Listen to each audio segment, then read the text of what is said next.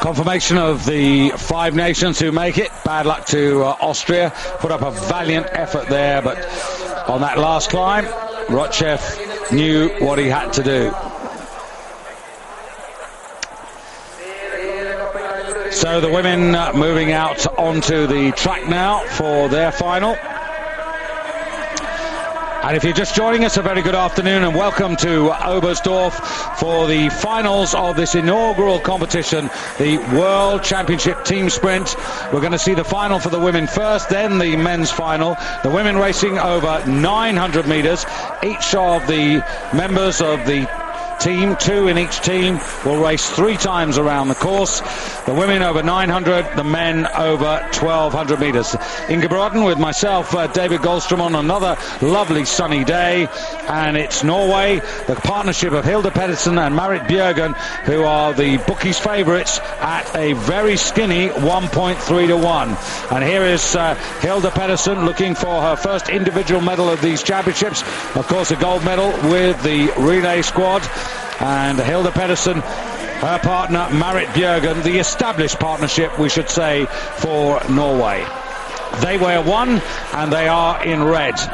And here for Russia, Julia Chapalova, Team 13, their bib number.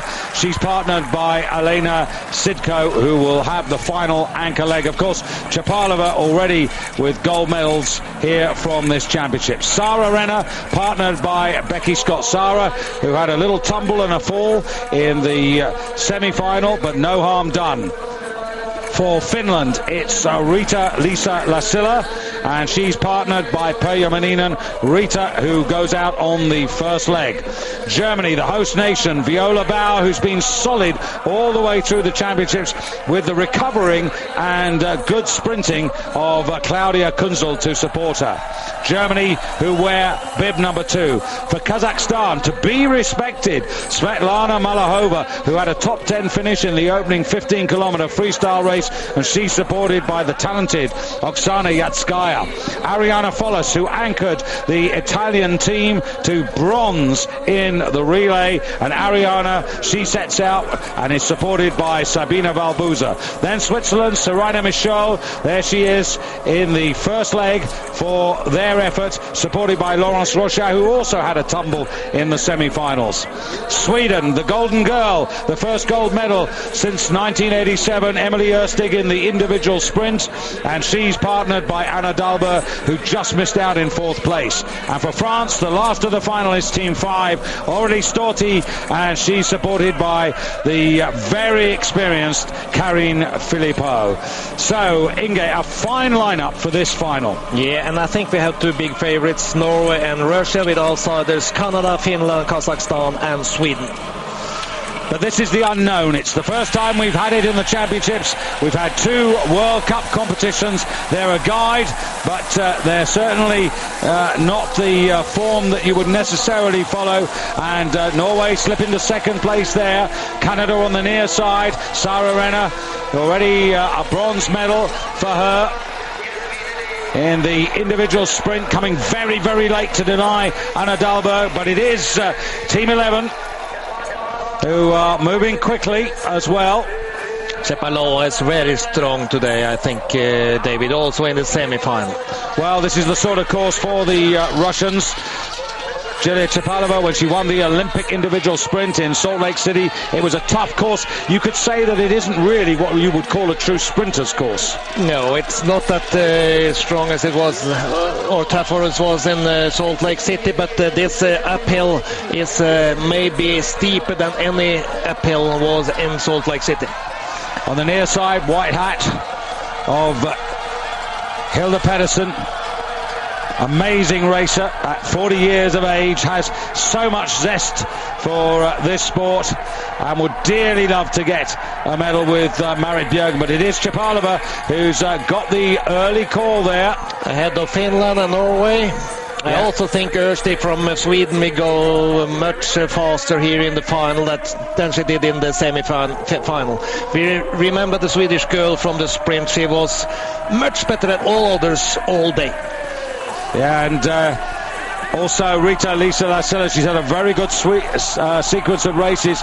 I mean, it would be something if the Finns could get a medal out of this, because they've had absolutely no joy on the cross-country trails, either with their men or their women. But it's Chapalova who's determined to come into the exchange.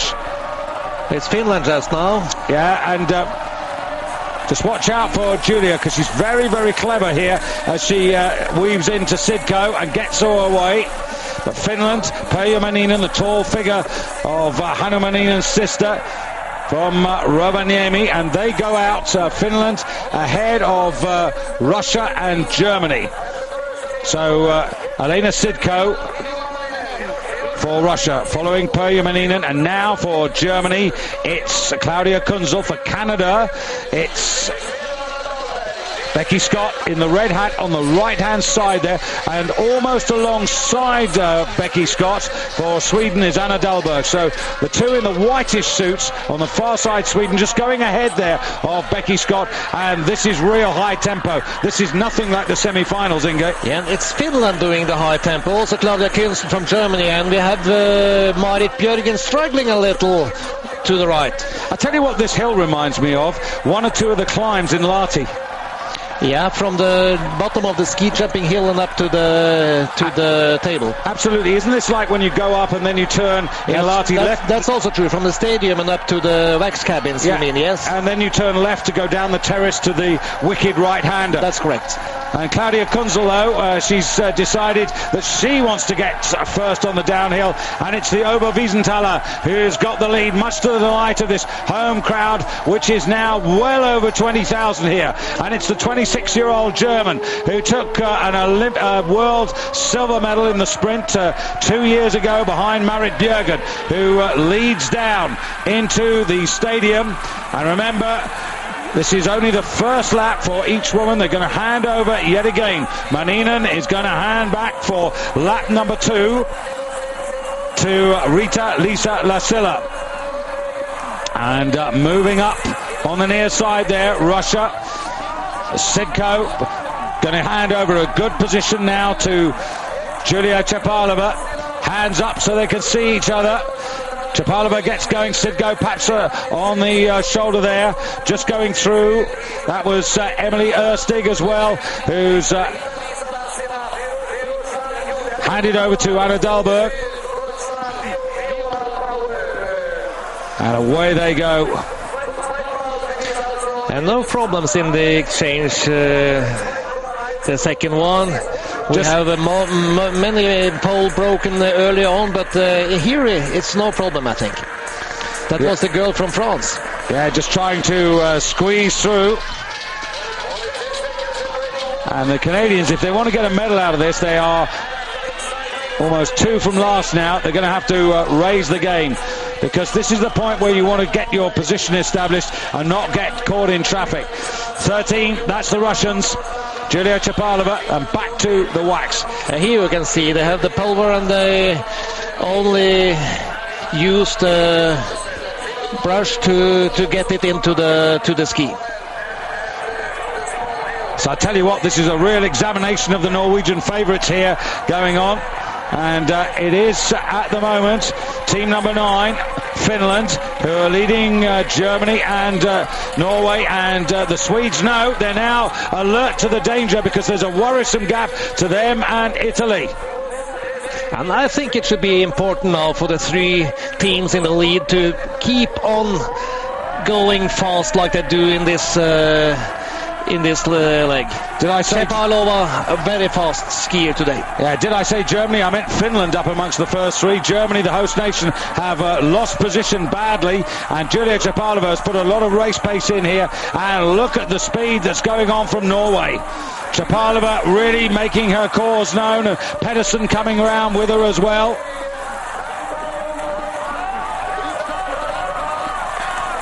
So Sidko, really good change by the Russians there. Excellent timing. and Russia get out quickly ahead of Finland. That's Perja Maninen, and then it's Marit Björgen. Those three, and look at that gap, 5, 10, 15, 20 meters to Claudia Kunzel, and also for Italy it's Sabina Valbuza. They've got an awful lot of work to do to catch the front three. But Sweden, David, more than 9 seconds behind Russia in the 10th place. Yeah, the tempo is just too high at the moment, and it's the toughness of this course. It's what Julia Chapalova's doing, which is doing all the damage here. She's using all her strength, all her endurance to actually break this field up, and that's exactly what they've done, the two Russians. And you're looking at Marit Björgen racing at full stretch. And also Italy tried to keep the gap between the three first. There's always the worry that you burn too quick, too fast, and you pay later. But Björgen goes into 6th gear as she goes up the hill. This is her favourite move. Yeah, and only the Russian girl can follow her.